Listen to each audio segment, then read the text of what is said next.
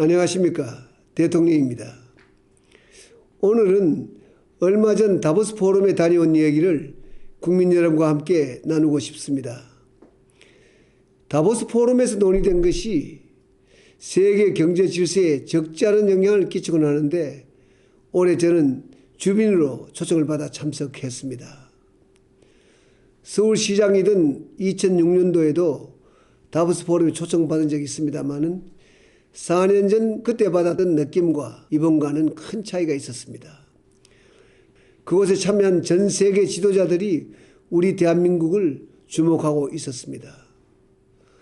다보스 포럼은 대한민국을 글로벌 경제 위기를 가장 빨리 극복하고 있는 나라, 신흥국 가운데 처음으로 G20 회의를 개최하는 나라, 녹색 성장이라는 지속 가능한 성장 패러다임을 여는 나라, 이러한 나라로 평가하고 있었습니다. 세계는 우리에 대해 하나라도 더 알고 싶어하고 대한민국이 인류와 함께 새로이 만들어갈 미래에 대해 귀를 기울이고 있었습니다.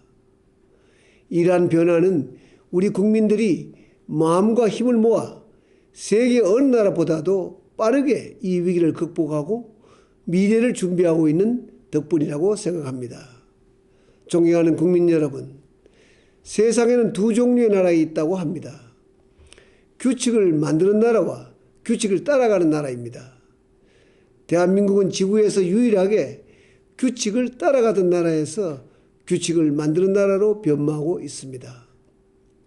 저는 이번 다보스 포럼 특별 연설에서 11월 서울에서 열리는 G20 정상회의의 중심 어제로 선진국과 개발도상국 간의 개발 격차 문제와 글로벌 금융 안정망 등을 제시했습니다. 과거와 같은 선진국의 일방적인 관점 대신에 인류가 다 함께 행복을 꿈꾸기 위해 필요한 국제 공조와 협력에 관한 내용들이었습니다. 세계 경제의 문제점과 해법에 대해서도 우리는 말할 자격이 있습니다. 세계에서 가장 가난했던 나라에서 중견 국가가 된 대한민국, 90년대 외환위기를 슬기롭게 극복했던 경험을 가진 대한민국, 그리고 전 세계가 당면한 글로벌 경제 위기를 가장 빠르게 이겨내고 있는 대한민국이기 때문입니다. 전 세계 역시 한국에 대해 선진국과 개도국을 잇는 가교로서 새로운 국제 질서를 만드는 일에 핵심적인 역할을 맡아야 한다고 인정하고 있습니다. 우리나라는 올해 G20 정상회의의 개최국이자 의장국입니다. 저는 G20 정상회의 회원이 아닌 170여 개 비회원국들의 목소리를 폭넓게 수렴해서 지속 가능하고 균형 있는 세계 경제, 세계를 향해 열린 G20 정상회의를 만들고자 합니다. 이번 다보스 포럼은 이러한 G20 정상회의의 중요성과 정통성을 새삼 확인하는 자리였습니다. 의장국인 대한민국의 역할이 드러난 자리라고도 할 수 있습니다. 포럼 참석자들은 한국이 지난해 말 OECD 개발원조위원회에 가입한 데 대해서도 높이 평가하고 있습니다.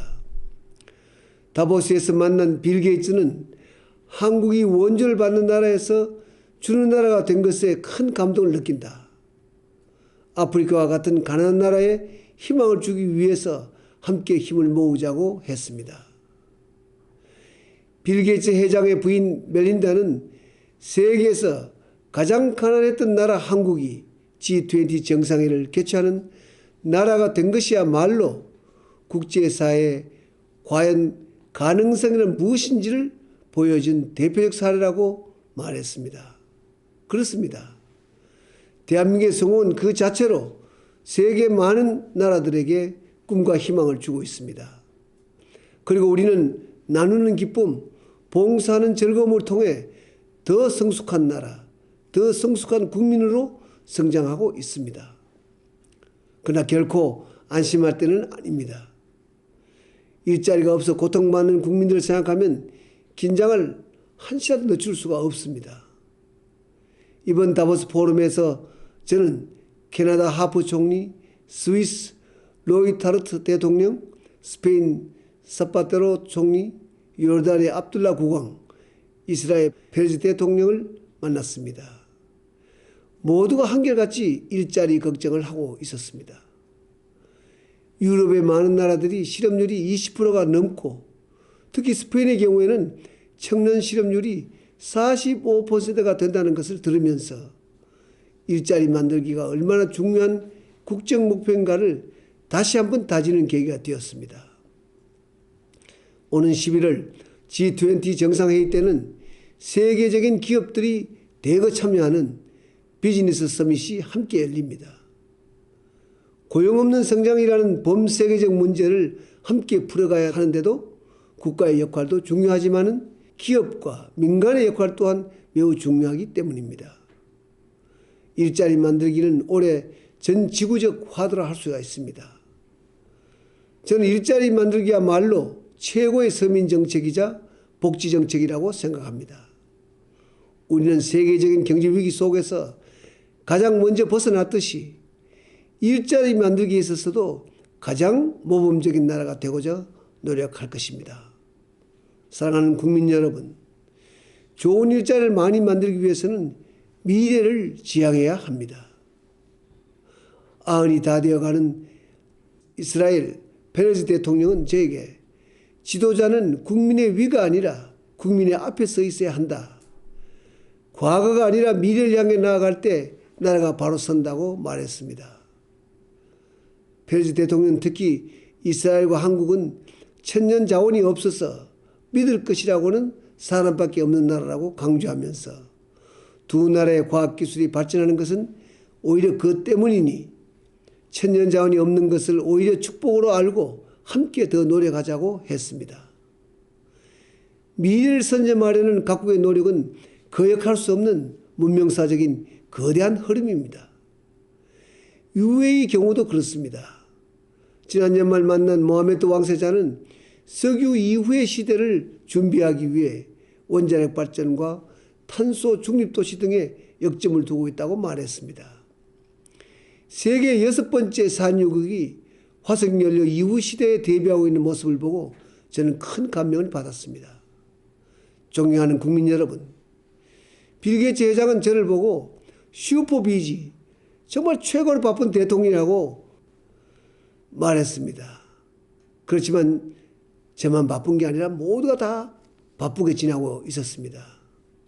세계 모든 지도자들이 위기 극복과 미래 준비를 위해 열심히 뛰고 있습니다.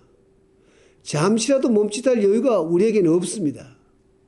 저 자신도 그들보다 한 걸음이라도 앞서가기 위해 더욱 열심히 하지 않을 수가 없습니다. 그렇게 하겠습니다.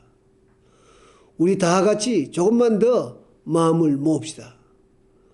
우리가 이 고비만 제대로 넘기면 더 큰 대한민국의 시대를 맞이하게 될 것입니다. 우리 후손들에게 더 좋은 세상을 물려줄 수가 있을 것입니다. 국민 여러분, 행복한 한 주 되시기 바랍니다. 고맙습니다.